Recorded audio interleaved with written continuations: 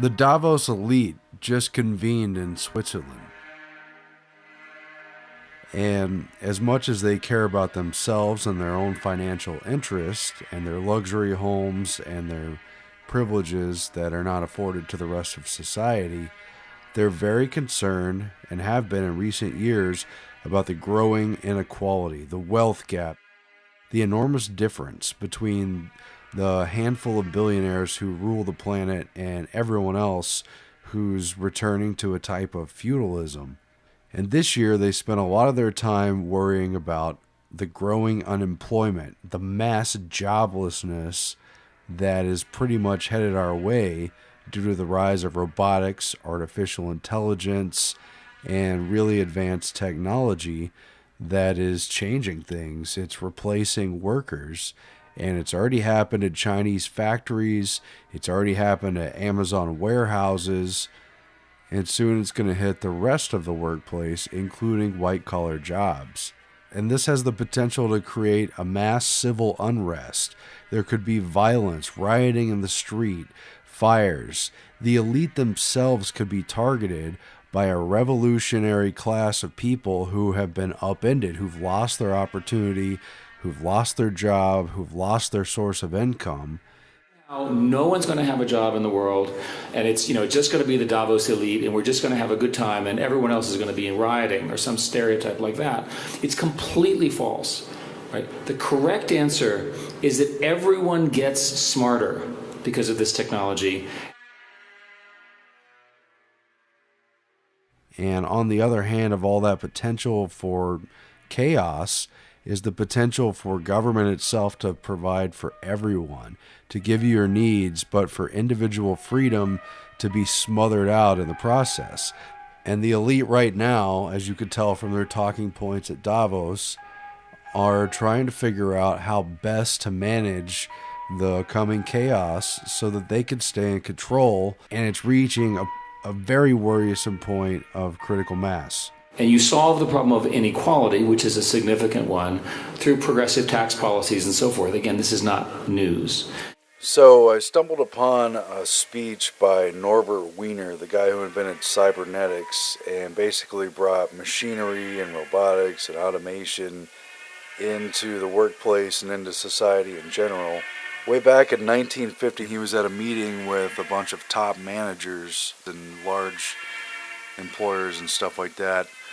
And he's given a speech about everything that his technology can do and how easy it is to replace human action, to program what people do, and to use the computers and the machinery to do it for them. And in 1951, he starts talking partway through the speech about the elimination of the human being in the process entirely. He says this elimination obviously could lead to great unemployment. We have a very interesting situation here with catastrophic possibilities. What we have is the possibility of a second industrial revolution. He says, I'm not only talking of overall labor, I'm talking about white-collar labor too, and really cutting into the economic backbone of ordinary people. And this is in 1950.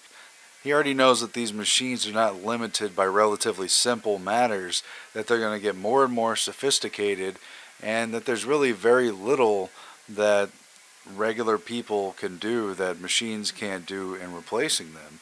Most everything that we're doing is replaceable. So what does that mean for jobs? He's actually warning the managers in 1951 that they've got to control the implementation of this. He says we have to adjust ourselves socially to it.